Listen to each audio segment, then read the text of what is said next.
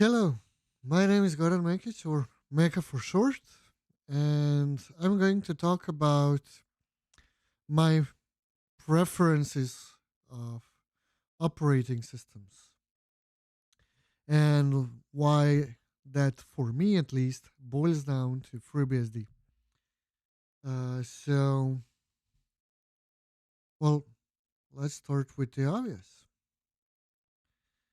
Give me just a sec. So, FreeBSD.org is uh, huh, this is not true. It's older than 25. Yeah, so it can drink in all countries. And latest production version in is 13.0. And I'm going to use that throughout this course to show you what it does and maybe what it doesn't. um, so for start, let's say you just landed on a terminal that you somehow know is a FreeBSD, and that somehow is you call it for the name. Or let's just do it like this. And it says, hey, I'm FreeBSD operating system. Okay, cool.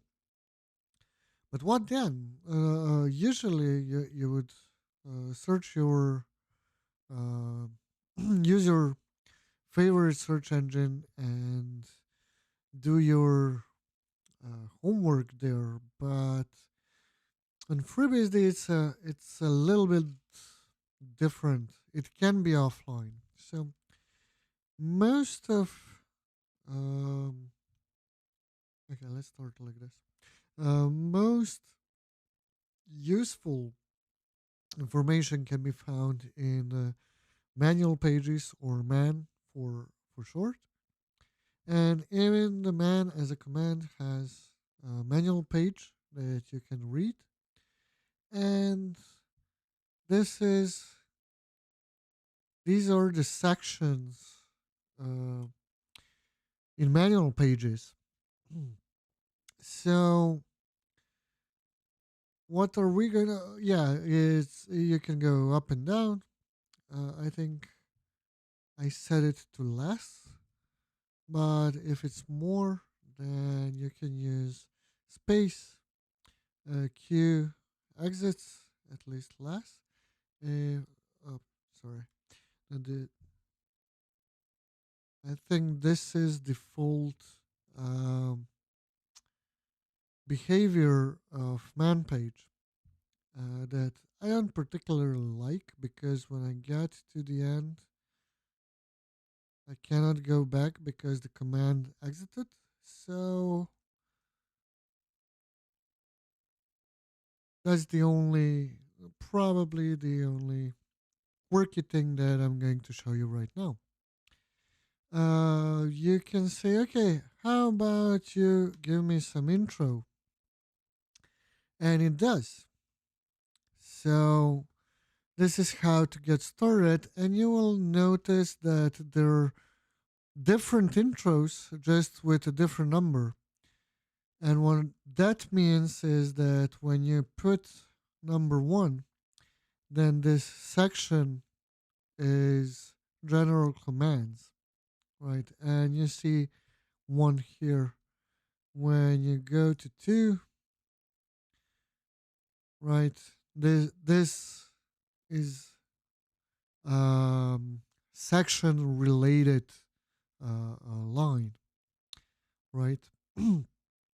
So you can imagine that this number can go anywhere from 1 to 9, and there's some even kernel developer help.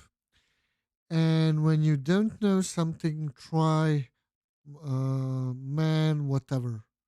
So there is one useful, if you're asking where is what in the hierarchy of directories, then sorry, make higher is going to tell you, well, quite a bit about different directories, their purpose, right? So there's quite a lot. So if you're really new and not even new, after a few years of usage, I read this page, for example, for here, and I didn't know before about the intro pages, which are cool. So coming from the Linux world, I found that I need internet access less. The man pages and examples and whatnot are really cool. So you can, for example, go to user share examples and see that there are quite a few examples. These are probably, most of them are programming related because they are, right, there's a lot of C files. But for example, this is where cool stuff like VM lives, and this is how to. This is a helper script to run Beehive virtual machines. So it's really cool to check out examples. Maybe there's something you're searching, and if we're talking about documentation, this is probably a very good place to start. So man, how its usage and these sections if you need them and whatnot. Uh, there is man intro and there is man for hierarchy. You probably won't understand everything, like not using OpenBSM before. You probably don't know what it is, but you can see where to read more about the hierarchy, and I think this is a good place to start. Just gives you an overview what uh, FreeBSD as operating system offers. Just really scratching the surface. And one more thing, if you, the documentation is really great. So okay, let's see what these three are. And this one. So these are frequently asked questions, and do check them out. I'm just showing you that there is a history of questions that have been answered over time. Handbook is okay. That's kind of small. There's a handbook that you can use to learn more about the FreeBSD as an operating system more on different topics. So it really covers a lot. And I mean, by the looks of it, it looks like everything's in there, right? But yeah, there are quite a few things that FreeBSD can do. So that's why this is so lengthy. Porters, okay, I'm gonna leave this for just a little bit later. If you're a developer coming to FreeBSD, you probably are interested in something like this, just to see the tools, the development environment, indentation, the style, and whatnot. So if you're a developer, you were around probably. All manual pages are online and by release. So if I say intro, I should get the same one, right? So if you need them online for any reasons, they are here. And the port in FreeBSD is hmm, it's what gives birth to a package. uh, there is a port 3 with uh, all the ports that once they're built, they become a binary package. If we assume it's compiled, yeah, then it becomes binary package, and it's distributed via FreeBSD infrastructure with package install, upgrade, and whatnot. So Porter's handbook is, if there's something missing, let's say there's open source software that you really like, and it's the only thing that's missing in FreeBSD, otherwise you would use it. And you decide, okay, how about I do something about this situation, and first thing you should do is read the Porter's handbook, uh, how it works, and how does the porting look like. So it's a really cool set of tools, make framework, uh, testing ability of port system is really great. Purger for repeatedly clean environment that builds a package just to check if, not just that, but for a porter, it proves that we didn't miss some dependency, for example. I mean, it's a very versatile tool, so you can do more than that. But we are just scratching the surface on today's introduction. So I mentioned there's something called package, and first I can look at package info, which will give me all the packages installed on my system, but basically, who cares?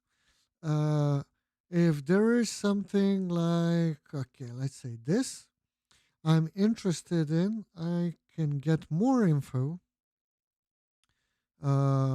What's the site, what it depends on, and some, well, metadata about the package. And I can see where the repository is coming from. And if I want to list, also I can do it without a version, it works the same way. And if I want to get the list of files that come with that package, it's like this.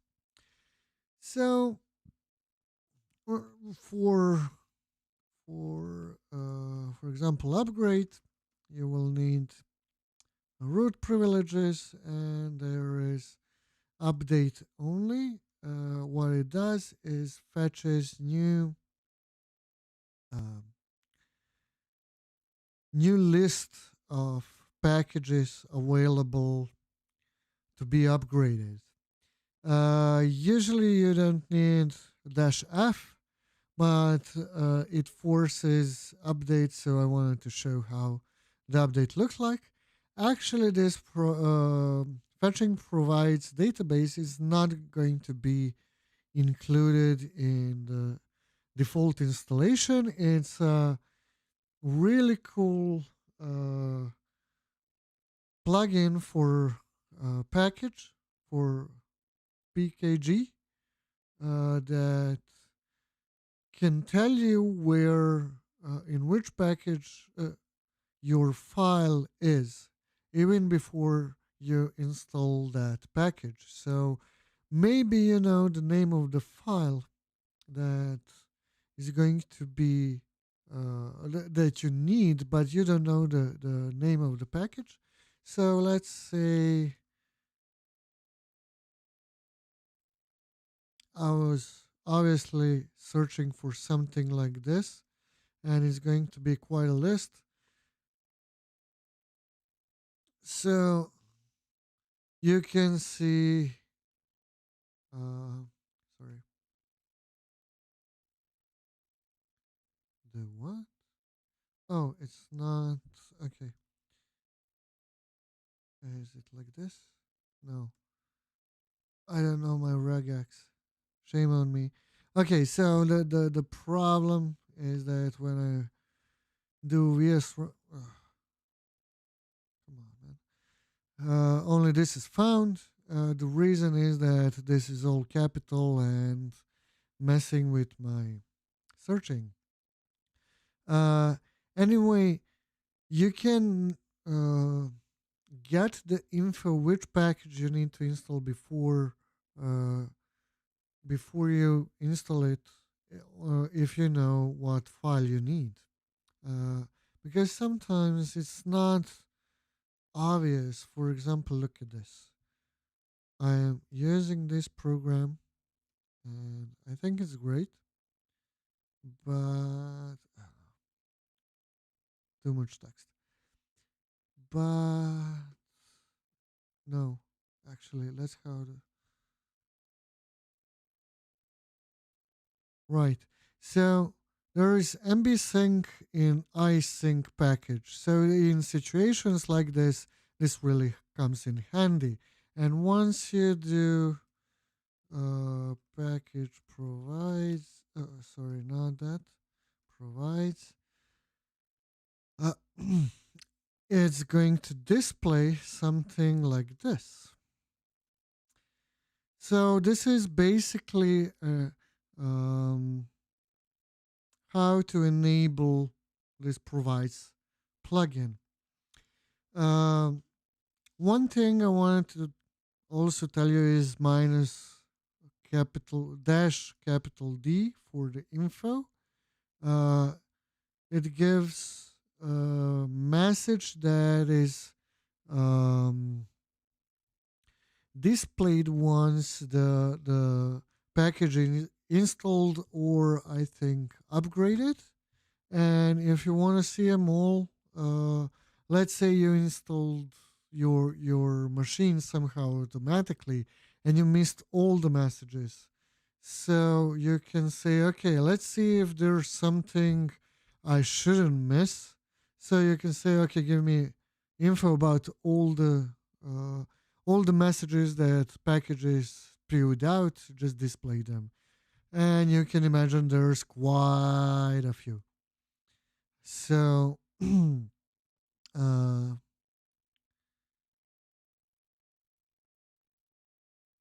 I think it's handy. Yeah. Anyway, I'm going to leave the playing with, for example, virtual machine or whatever you choose. Uh, well, for yourself. I mean, it's really nice to hack on a new thing, and if you're lazy like I am, that means that you probably want to start with FTP FreeBSD.org. It's hostname FTP FreeBSD.org, but it uses HTTP, or at least it uses it also. So under releases, there are VM images for the 13 release and AMD 64 if you use that, and you have few formats, whatever is supported. I don't know, probably in VirtualBox, whatever you use. But there are few ready-made images of virtual machines that you can just say, okay, how about I just I don't know. I just take a look how it works. Check the man info on the command line or whatever you want to do or play with it or whatever. So you can just start fast, right? Still there. Okay, let me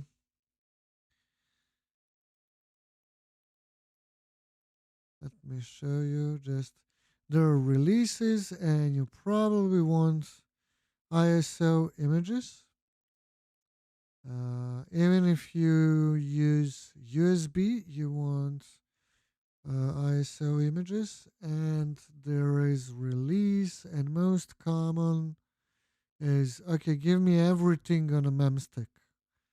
If you so basically, this is the image. This is compressed image. I just like to save bandwidth if I can, and if you burn this image to USB's installation and it has a rescue shell, you can do basic rescue from the memstick, or you might want DVD.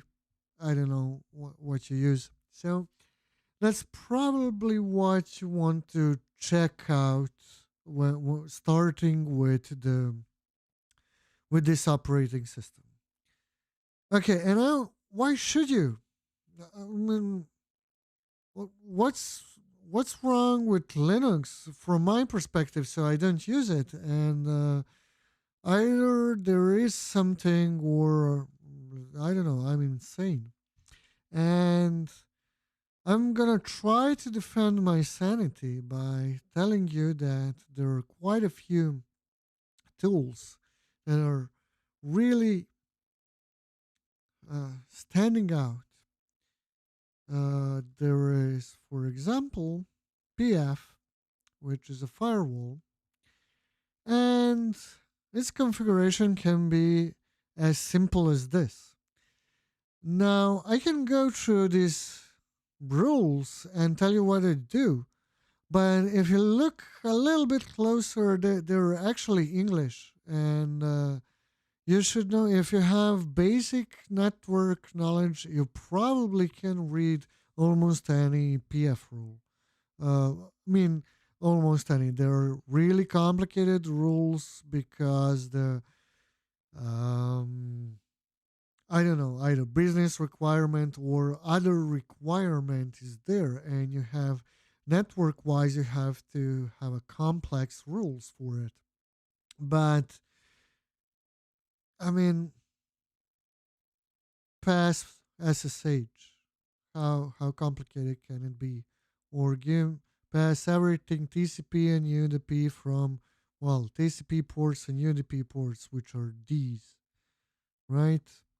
There are quite a few things that make life easier for a network guy compared to Linux, and this difference is less in a recent, I suppose, years. I don't know when NF tables became stable enough to be distributed in Debian, for example. So NF tables are similar, have a similar syntax to PF. I like them more than IP tables, and I was always confused by the IP tables um, list of rules.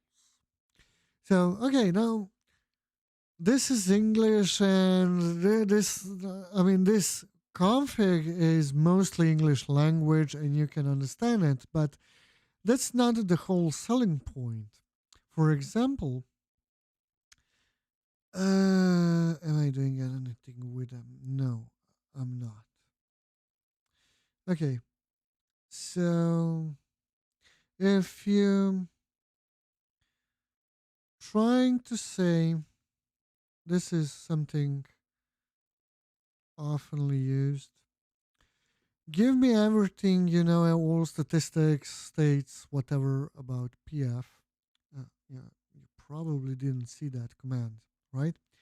So it's pf control minus the dash sa, and you get something like this. So you know what is the current state of your firewall, and maybe you didn't apply pfconf, and the current uh, um, your current state of firewall is not what it says in a configuration file. So you want to check from time to time. And there are these beautiful things called anchors that let you have like a tree of your, let's say, services. You can have separate rules for, let's say, MySQL and Nginx and whatnot.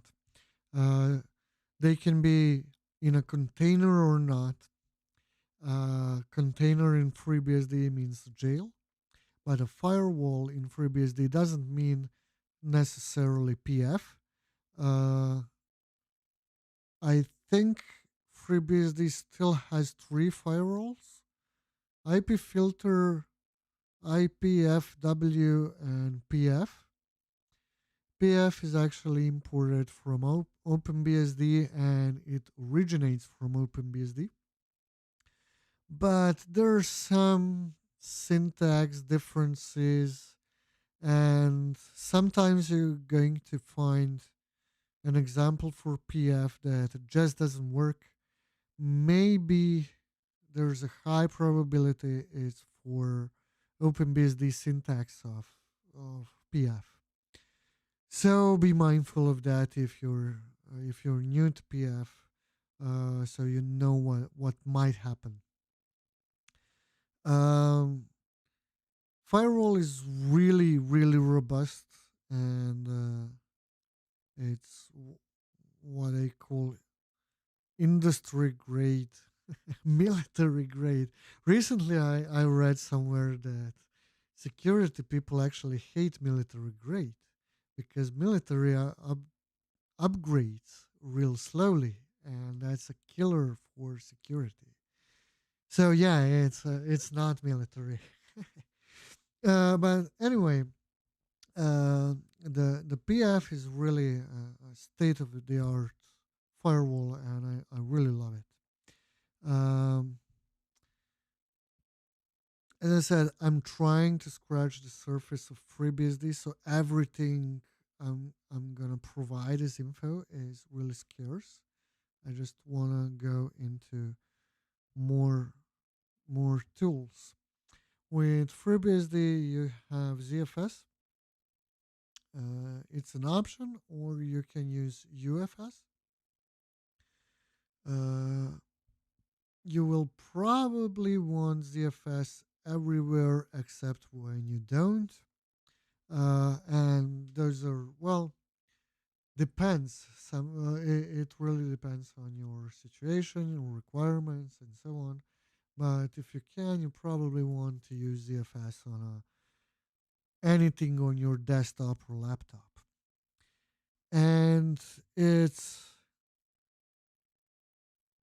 looks like a mess when you look at it, because there is so much info at start that it looks like too much.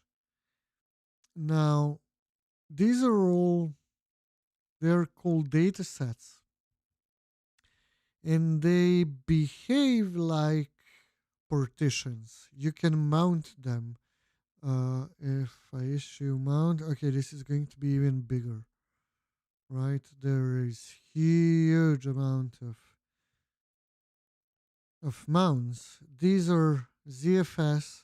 These are per jail per container, and this can be overwhelming and make your head spin, but it has consistency. When you look at all of these uh, that we call data sets, they all resemble partitions, but you can create them, destroy them, snapshot them while the machine is running.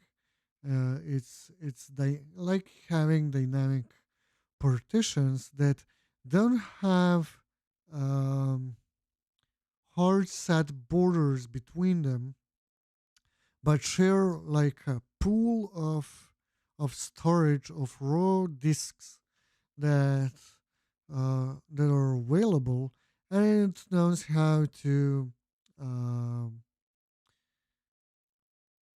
how to encrypt this data set if needed, how to restore from snapshot, how to send it to another machine over SSH or other means. Uh, it can send incremental data to other machine. Like I send full backup today, and tomorrow I send just incremental data. It's more efficient to send that way because if you have small files, ZFS is working in blocks.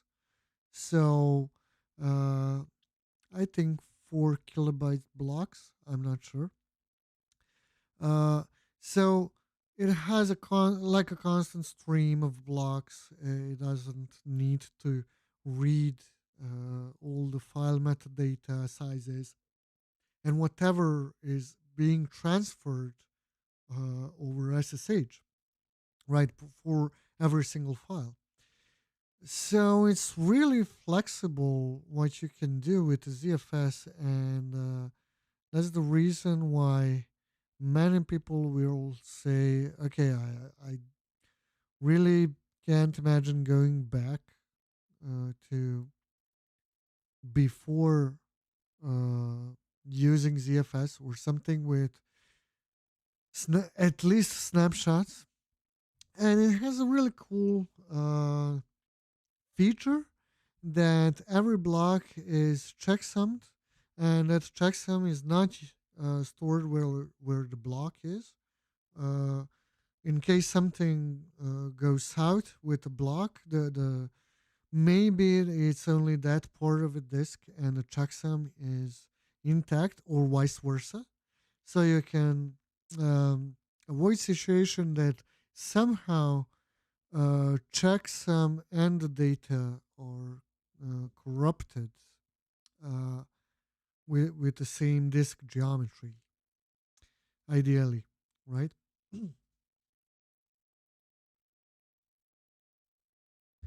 So, oh yeah, the ZFS also knows how to manage multiple disks in a RAID configurations, either mirror or stripping or Z1 to 3 or whatever configuration. So it can be uh, configured to, well, whatever disks you have, you probably can uh, use them to utilize ZFS. I mean, obviously, there are RAID configurations that, uh, the RAID configurations themselves tell you, okay, how about you having kind of same disks for the mirror, for example, and so on. But for a single disk configurations, there is no like a requirement, special requirement. It's just a machine. It works better with a 64-bit, but I think everything today is 64-bit. That newcomer to a FreeBSD might use. Uh, and with 13.0 release that came out recently, ARM 64 architecture became tier 1. So there are regular updates, regular packages, and so on. And oh, yeah, packages. I forgot one thing, and that is that Um, if not all, then almost all packages are going to install their files under user local, whatever other directory is. And that makes it really nice, really easy to separate between system and packages. And the system in Linux, it's a bunch of packages, but here it's well, the base system, I think it's two components: the kernel and the base system itself, the utilities, libraries, commands, and so on. So everything for packages lives in user local, and I want to show you what I usually do is add this one line. This directory probably doesn't exist on vanilla installation, so you might add it. So I usually add the latest packages. Uh, this is a desktop, and I can afford it not being the most stable machine in the world. By default, uh, it's this file that is red, and I edited this one. Yeah, I played something. I mean, I was playing with the URLs, and obviously, I'm having the remains of those experiments alive. What it should say here is quarterly. The packages in quarterly are uh, built once per quarter. I mean, go figure. Except I think security patches. I think they are built not right away, but like in a build queue uh, as soon as possible. I think, but I didn't use quarterly much. Uh, I have to say. And when you upgrade on a server, it's basically well, once a quarter. So yeah, maybe I'm lying to you about security patches, but I'm really, really, I would find it hard to believe that there are security patches not applied to anything in FreeBSD. Um, so did I miss something? Yes, I did. I said there are jails or containers, and I got quite a few here. So there is software that I use and contribute to called CBSD. And together with software I wrote called Reggae, it installs this, uh, like, how to say, control jail. It's basically DHCP that updates my DNS so I can ping this by name, right? And always found it frustrating in Docker or Docker Compose, for example, that Dockers themselves know how to know their names, but I don't. Meaning, from the host, if I want to ping someone, I can do this, and that's ridiculous. I mean, why would machine have better privileges than me? That's not right. Yeah, so these are all jails, and you can ping them. And I'm not gonna go into how the jails work, but like the basic command is JLS to see what jails are currently running on my machine, and uh, there is JExec. which will execute. Yeah. Oh, that's it. Then I want this. There is jail exec to basically execute something as a user inside this jail, and you can run command in a jail. So you can say, okay, let's see, host name, right? Jexec. I don't need that actually. CBSD host name, right? So you can see that the host name is different because this is inside a jail. Also, I'm not gonna go in depth about containers, but there is one thing I would like to mention, and that is that if you look at Ifconfig, there is quite a few interfaces, and these e-pairs here are really, really cool. They are just, usually you have e-pair 1A and e-pair 1B, but they act as a virtual cable that you can plug into one side into the jail and the other side into the, well, this is a bridge device. How do you know that? Because it's in a group bridge, but it's renamed to CBSD 0. And you can see that all e-pairs are actually members of this bridge. So why is that so cool is because one of the things you can do inside your container, inside your jail, you can run firewall. You can have your ARP table.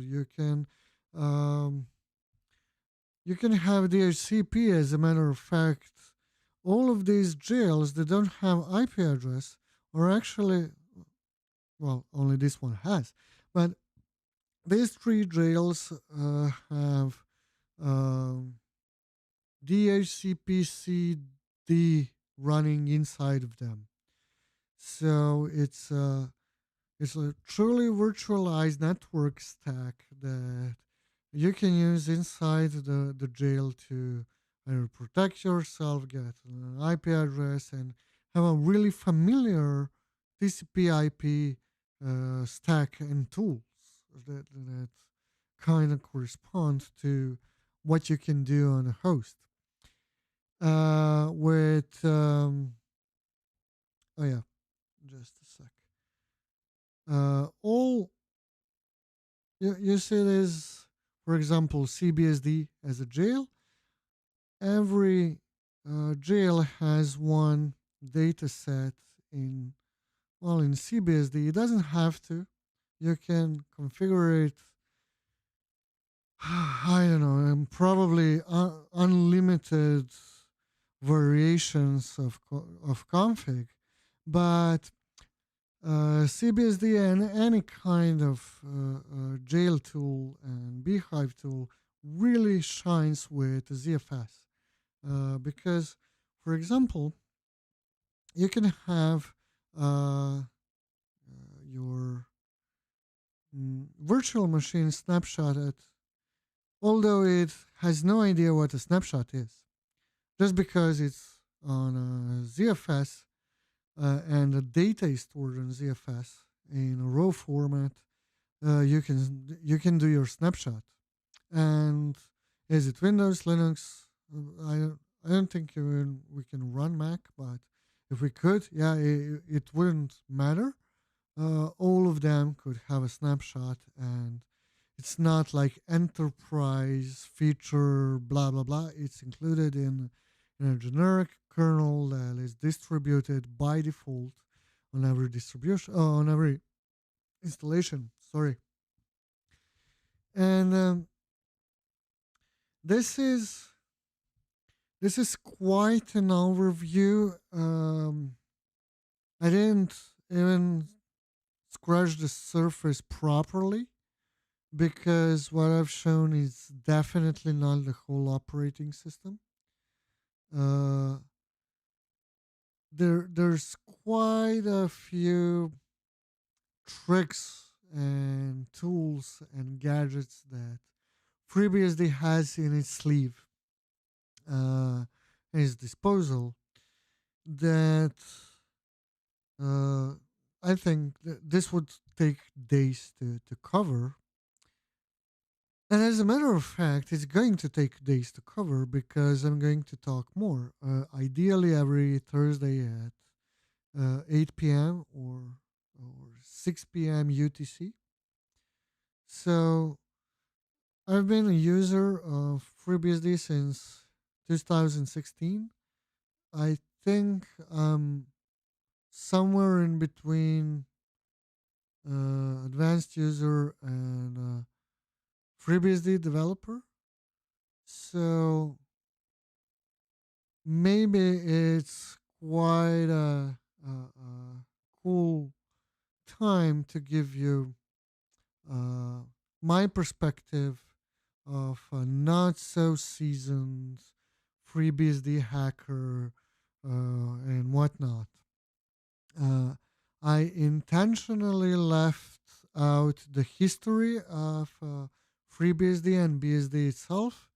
I'm gonna leave that up to you to read how it came to be. Uh, but if you can, do check out uh, Narrative History of BSD by Kirk Marshall McCusick, I think. Uh, I have a really hard time remembering names, so I apologize. And it's a 4 hour talk, 4 hour saga about how BSD came to be and what it means throughout the history and so on. So I hope I gave you enough of an overview to to start discovery of FreeBSD on your own in some virtual machine at least, and that I will give you more interesting info over time and why most people, if not all, who get used to Linux and FreeBSD don't go to Linux. Not that I have something against Linux, it's just FreeBSD is really not widely adopted technology as it should be. And probably OpenBSD and NetBSD too, Dragonfly BSD, Solaris, and so on. But I will talk how FreeBSD kind of took best of all worlds it could to be what it is right now. Uh, that would be all for today. Thank you for listening. Thank you for your attention, and see you in a week, hopefully.